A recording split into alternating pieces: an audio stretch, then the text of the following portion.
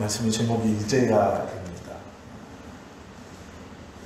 성경에 기록되어져 있는 많은 믿음의 선진들, 또 우리 주변에 신앙생활 하시는 분들의 간증을 들어보면 굉장히 놀랍고 또 가슴을 뛰게 하는 그러한 사건들이 많이 있습니다.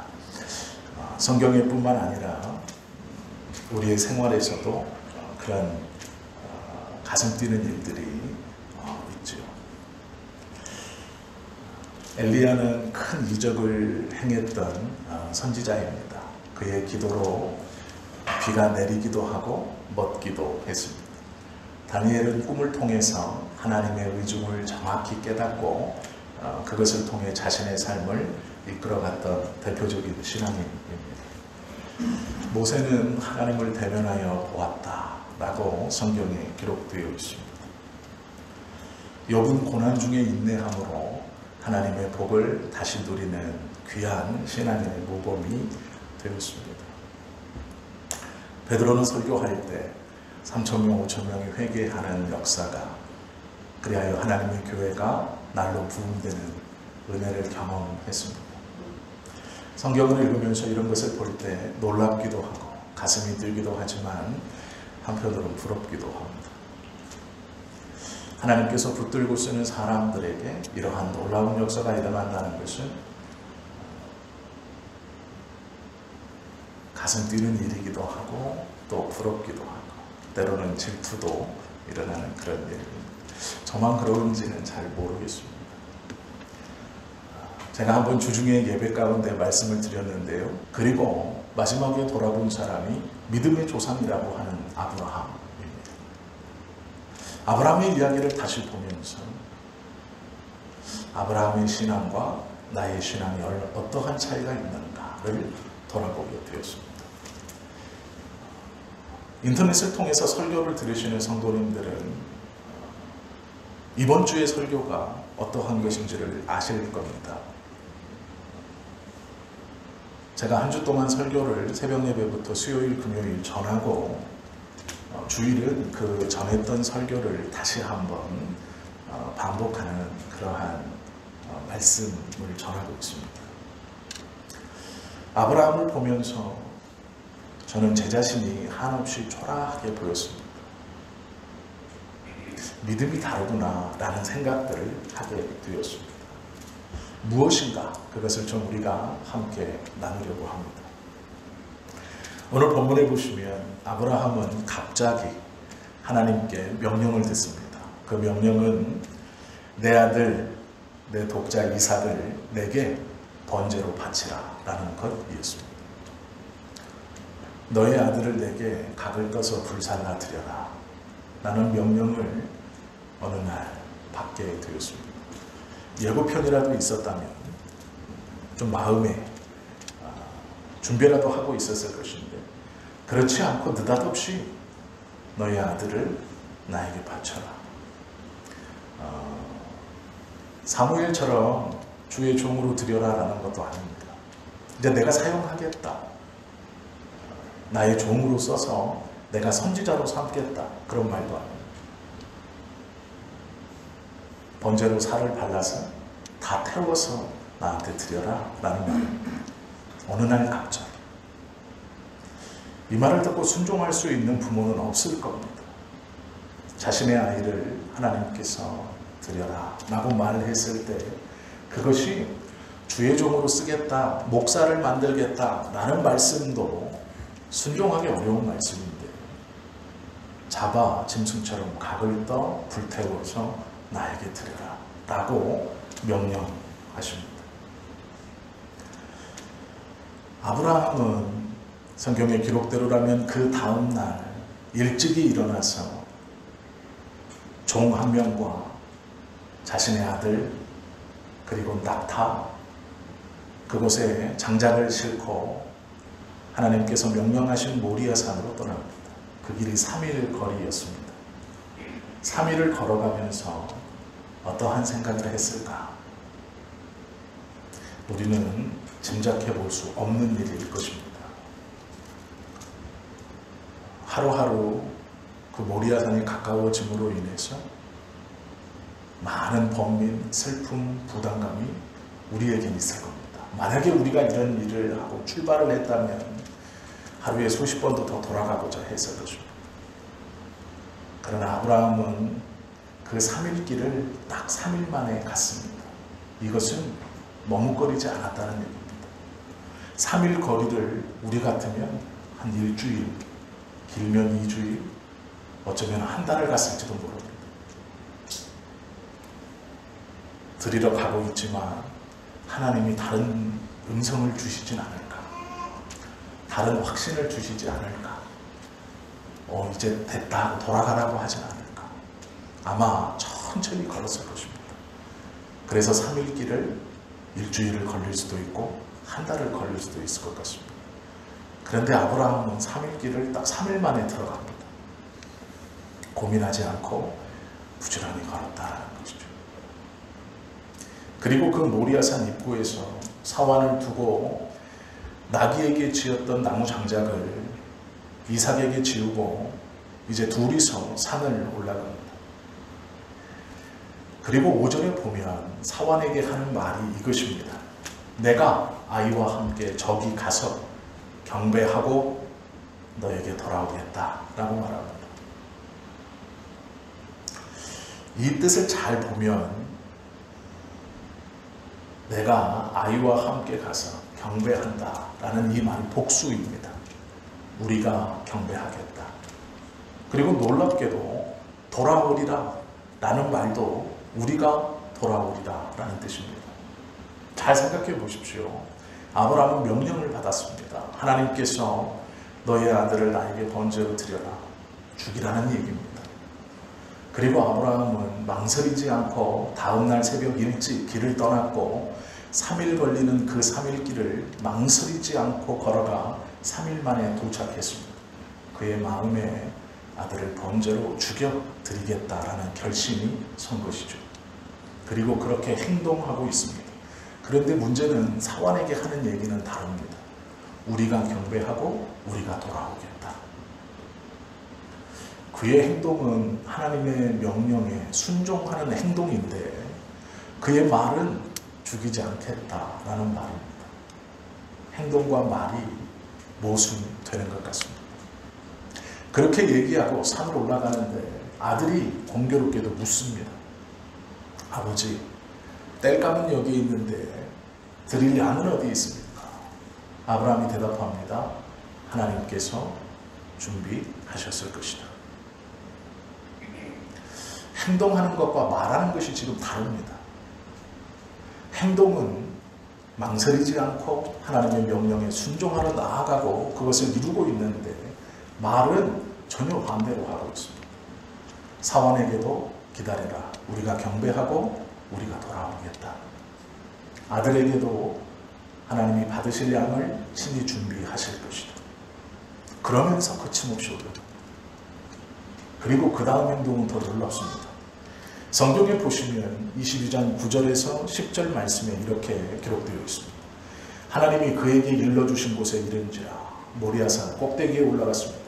이에 아브라함이 그곳에 제단을 쌓고 나무를 버려 놓고 그의 아들 이삭을 결박하여 제단 나무 위에 놓고 손을 내밀어 칼을 잡고 그 아들을 잡으려 하니 9절에서 10절의 행동을 보시면 거침이 없습니다. 제단을 쌓고 나무를 버려놓고 아들을 결박하고 그 아들을 제단 위에 올려놓고 손을 내밀어 칼을 잡고 그것을 내리치기까지 7번의 동사가 연결되어 있습니다. 이 9절과 10절에서 행동하는, 움직이는 동사가 7번 연속으로 되어 있습니다. 이 말은 망설임 없이 거침없이 이 행동들을 연속으로 했다라는 뜻입니다. 즉 숨도 안 쉬고 했다라는 뜻입니다. 하나님의 명령을 듣고 행동합니다. 하나님의 명령에 순종하여 아들을 죽이려는 행동을 하고 있습니다. 그런데 그는 말은 전혀 다르게 합니다. 우리가 무사히 돌아올 것이다. 양을 준비하실 것이다. 그러면 죽이지 않으려고 하는가? 그러나 행동은 너무 의아하게 거침없이 그 아들을 죽이려고 합니다. 죽이지 않을 듯 말하더니 죽이려고 하는 행동을 거침없이 하고 있습니다. 창세기에서는 아브라함의 마음을 명확하게 기록하고 있지 않습니다. 그의 행동과 그의 말을 기록하고 있을 뿐입니다. 그런데 놀랍게도 히브리서에서 이 아브라함의 마음을 우리에게 보여줍니다. 히브리서 11장 17절 19절입니다. 아브라함은 시험을 받을 때에 믿음으로 이삭을 드렸으니, 우리가 아시는 것처럼 아브라함은 이삭을 드리지 않았습니다. 그를 잡아서 닭을 떠서 불에 태워 하나님 앞에 제사로 드리지 않았습니다. 그런데 하나님은 이삭을 믿음으로 드렸다 말씀하고 있습니다. 드리지 않았는데 드렸다라고 말하죠. 또 그 뒤에 보면 그는 약속들을 받은 자로되 그 외아들을 드렸느니라 라고 말합니다. 하나님의 약속을 받았다. 그리고 또 강조하는 것을 외아들을 드렸다 라고 선언합니다. 그에게 이미 말씀하시기를 내 자손이라 칭할 자는 이삭으로 말미암으리라 하셨으니 그가 하나님이 능히 이삭을 죽은 자 가운데서 다시 살리실 줄로 생각한지라 비유컨대 그를 죽은 자 가운데서 도로 받은 것이니라 기록하고 있습니다. 아브라함의 마음은 내가 이삭을 죽여도 하나님께서 다시 살리실 것이다 라는 것을 믿었다는 겁니다. 그러면 맹목적으로 하나님께서 다시 살리실 것을 믿었다라는 것일까? 이것이 신앙인가? 아닙니다. 그것은 오해하시는 겁니다. 성도님 중에 한 분이 만약에 저에게 찾아와서 목사님, 제 재산이 아파트 한 채가 있는데 믿음으로 그 아파트 한 채를 하나님께 다 드리고 싶습니다 라고 말한다면 물을 겁니다. 그러면 그 다음부터는 어떻게 사실 겁니까? 어디에 사실 겁니까? 설마 교회에서 사시려고 하신다면 그것이 믿음이 아니에요. 하나님께서 원하시는 것은요 그런 게 아닙니다. 그건 오해하고 있는 착각입니다.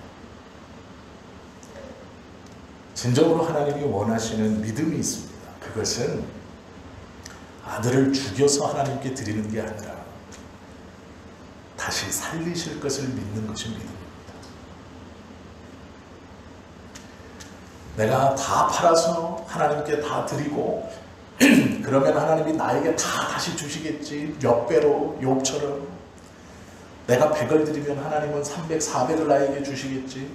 그래 내가 영이 남도록 다 드려보자. 그게 믿음이 아니고요. 살리실 것을 믿는 것이 믿음입니다. 그러면 하나님이 살려주신다고 하셨느냐? 그러지 않았어요. 성경에 보시면 한 번도 하나님은 네 이삭을 나에게 줘라. 내가 다시 살려주겠다. 약속하신 적이 없습니다. 명령은 잡아 죽이라. 나에게 드리라가 끝입니다. 그런데 아브라함은 하나님이 말씀하시지도 않은 것을 믿고 있습니다. 내가 잡아 죽여도 하나님이 살려주실 것이다. 살려주신다고 한 적이 없어요. 그런데 아브라함이 살려주시리라라는 것을 믿고 있습니다. 왜 그랬습니까? 하나님께 받은 약속 때문입니다. 창세기 17장에서 하나님은 이렇게 약속하셨습니다. 하나님이 이르시되 아니라. 무슨 말이냐면 하나님 제가 후사가 없습니다. 그래서 제 후계자는 나의 종, 어렸을 때부터 우리의 집에서 키운 내 아들 같은 이 종으로 나의 후사를 삼고 싶습니다 라고 말했을 때 하나님이 말씀하셨다 강조하면서 아니다. 내 아내 사라가 내게 아들을 낳으리니 너는 그 이름을 이삭이라 하라. 내가 그와 내 언약을 세우리니 그의 후손에게 영원한 언약이 되리라. 아브라함이 이삭을 잡아 죽이려고 거침없이 행동할 수 있었던 이유는 하나님이 이삭을 다시 살려주실 것이다 라는 믿음에서입니다. 그러면 하나님이 다시 살려주실 것이다 라는 믿음의 근본은 먼저 주신 하나님의 약속을 신뢰하고 있었기 때문입니다. 아니다. 너의 후손은 이삭으로 인해서 이루어질 것이다. 그것을 믿기 때문에 하나님이 살려주신다라는 말씀을 믿을 수 있던 겁니다. 하나님이 말씀하지 않았지만 그 약속을 믿었기 때문에 이 믿음의 결론에 이를 수 있는 것입니다. 그래서 그는 거침없이 행동하지만 말로 하나님은 우리가 다시 올 것이고 우리가 경배할 것이고 하나님이 받으실 양을 준비할 것이다 라고 말할 수 있는 것이죠. 말씀을 믿었기에 이렇게 행동할 수 있는 것입니다. 아들을 드리라는 것은 가장 큰 위기이고 고난이고 슬픔입니다. 그 말씀을 받았을 때 하루 종일 앉아서 울고 있을 수도 있습니다. 고민할 수도 있습니다. 이것이 하나님의 말씀인가 판단할 수 있습니다. 무엇이 잘못됐는가 따져볼 수 있습니다. 이것이 맞는 겁니까? 라고 다른 이에게 물을 수 있습니다. 그러나 그렇지 않습니다. 하나님께서 분명히 아브라함에게 말씀하셨기 때문에 그는 즉각적으로 행동합니다. 그러나 그의 마음속에는 믿음이 있었습니다. 무엇에 대한 믿음입니까? 말씀에 대한 신뢰입니다. 하나님이 나에게 약속해 주셨던 그 말씀이 절대로 허언이 아닐 것이다. 나에게 주셨던 말씀을 믿었기에 지금의 말씀에 순종할 수 있고 분명히 다시 살려 나에게 돌아오게 할 것이다 라고 신뢰할 수 있는 겁니다. 그 믿음, 즉 이 행위를 해서가 아니라 말씀을 믿은 그것으로 인해서 하나님께서는 너의 독자를 받았다 라고 말씀하십니다. 그리고 성경에 보면 그때야 네가 나를 경외하는 줄 알겠다 이야기하십니다.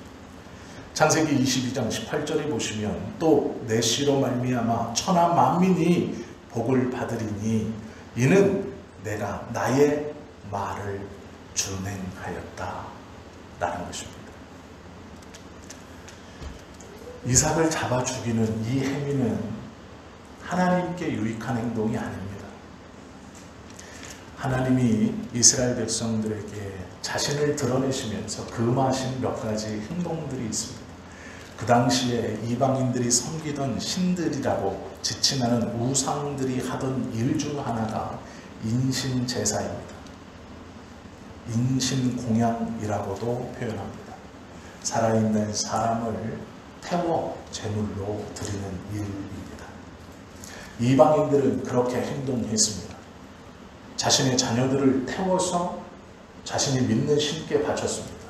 그래서 돈이 많은 이방인들은 어렸을 때 갓난아이를 입양합니다. 자신의 자녀가 있지만 아이를 입양해서 함께 키웁니다. 그리고 자신의 제사의 차례에 순번이 돌아오면 그 입양한 아이를 불에 태워 드리곤 했습니다. 뻔한 눈속임이지만 그렇게 하는 이방인들도 많이 있었습니다. 그 다음에 나온 것이 태워 죽이는 것은 너무 크니 불 가운데로 걸어가게 하는 겁니다.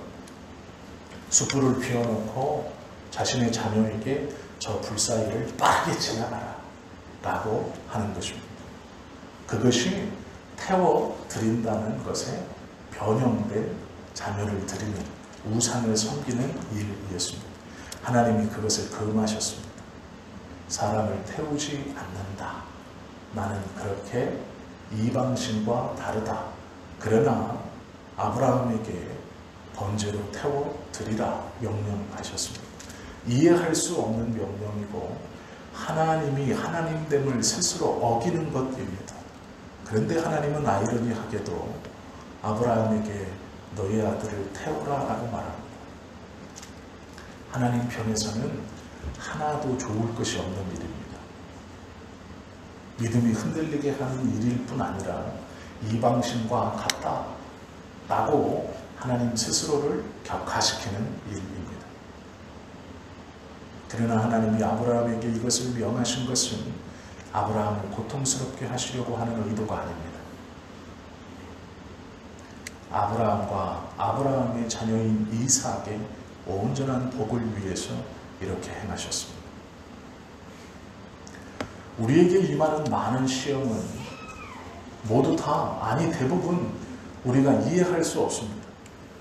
우리의 가정이 어렵게 되는 것, 나의 육신이 병이 드는 것, 다른 이에게 많이 나타나는 것 같은 하나님의 능력과 이적이 나에게 잘 드러나지 않는 것. 내가 땀 흘리고 애쓰며 수고하지만 그 땀 흘리고 애쓰고 수고함의 소득의 열매가 제대로 맺히지 않는 것. 그것만이면 다행인데 생각지도 못했던 어려움과 아픔 가운데 우리를 몰아넣어 가시는 것. 그것은 하나님의 영광이 아니라 우리의 유익을 위해서 나는 것이 성경의 가르침이고 말씀입니다. 하나님의 말씀을 신뢰하고 있다면, 믿음의 선진들이 보였던 그 믿음을 붙들고 있다면, 우리도 동일한 하나님을 붙들고 있다면 우리가 놓치고 있는 하나님의 약속의 말씀을 다시 기억하고 붙들 수 있어야 합니다. 지금 우리가 당하는 이 고난과 아픔과 시험은 우리의 유익과 우리의 자녀의 유익을 위해서 나는 것을 기억할 수 있어야 합니다. 이러한 믿음을 하루아침에 아브라함이 가진 것이 아닙니다. 아브라함은 그 전에 자신의 부인을 2번이나 누이라고 거짓말해서 자신의 목숨을 부지하려고 했습니다. 하나님의 지켜주시는 손길을 의심했기 때문이죠. 약속의 땅 가나안에서 거하면서도 기근이 들자 쌀이 풍부할 것 같은 애굽 땅으로 내려가 거기서 거하기도 했습니다. 하나님의 약속의 말씀이 더디 이루어져 자신의 육체에서 아이가 태어나지 않자 자신의 종을 자신의 후계자로 삼겠다 생각하고 결심했던 사람입니다. 목숨의 위협이 느껴질 때 약속의 파트너인 아내를 누이입니다 하고 2번 대줍니다. 약속의 땅에 들어가서도 먹고 사는 것이 힘들어지자 애굽으로 내려가서 먹고 살려고 합니다. 이것이 아브라함입니다. 후사가 더디 생기자 말씀을 받았음에도 불구하고 엘리에셀을 나의 후사로 삼으려고 했습니다. 이것이 아브라함입니다. 그 실패가, 그 주저앉음이, 그 도망함이, 그 연약함이 삶에서 하나하나 쌓여 결국 그의 고백은 하나님의 약속의 말씀을 굳게 믿는 것으로 결론 내어집니다. 그리고 그 말씀을 믿는다는 것을 하나님께 보임으로 하나님의 약속의 말씀이 온전히 성취될 것이라는 확답을 듣습니다. 어쩌면 우리의 삶의 모습이 아브라함과 같을 수 있습니다. 약함은 당연한 것입니다. 도망치고 싶고 실패하는 것은 어쩌면 당연한 것입니다. 그러나 그때라도 꼭 다시 돌아올 수 있음은 하나님의 말씀이 우리에게 언제나 유용하기 때문입니다. 우리는 이 실패를 거쳐 아브라함처럼 담대한 믿음으로 되어 갈 것입니다. 하나님의 약속의 말씀이 우리 안에 아로 새겨져 어떠한 것을 해서가 아니라, 그것을 꼭 해서가 아니라 그것을 이루어 주실 약속을 믿는 그 믿음으로 의롭다 하심으로 우리의 믿음이 인정받을 것입니다. 무엇이 중요한가를 헷갈리시면 안 됩니다. 이사야 41장 10절에 보면 이런 말씀이 있습니다. 두려워하지 말라, 내가 너와 함께함이라. 놀라지 말라, 나는 내 하나님이 됨이라. 내가 너를 굳세게 하리라. 참으로 너를 도와주리라. 참으로 나의 의로운 오른손으로 너를 붙들리라. 놀랍고 너무 귀한 말씀입니다. 그러나 이 말씀이 나의 삶에서 이루어지고 실천되어지려면 이 말씀을 믿는 믿음이 있어야 됩니다. 환경과 여건이 이 말씀대로 흘러들어가서 그렇군요가 아니라 환경과 여건은 여전히 어렵고 힘들지만 이 선언되어진 하나님의 말씀을 믿고 그 환경 가운데 도망치지 않고 살아가는 것. 그때에 이 말씀이 이루어진다는 것입니다. 아브라함도 실패하고 넘어지고 연약한 믿음, 결국에 그가 믿음으로 하나님 앞에 설 수 있었습니다. 우리도 그러한 삶을 동일하게 살아가고 있는 것이죠. 우리의 믿음을 보실 것입니다. 어떠한 믿음을 보십니까? 우리에게 주신 하나님의 말씀을 믿는 믿음을 보실 것입니다. 역사가 이루어진다라는 믿음이 아닙니다.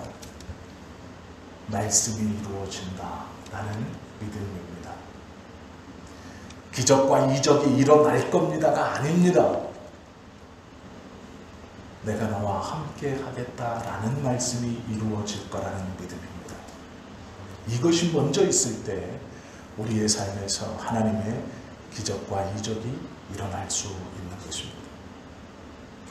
무엇이 중요한가를 잘 판단하시고 바른 신앙과 하나님의 권면의 말씀을 들으실 수 있는, 그리고 바른 믿음으로 우리의 삶을 오늘 하루 살아가실 수 있는 저와 여러분 다 되시기를 예수님의 이름으로 축원합니다. 기도하겠습니다.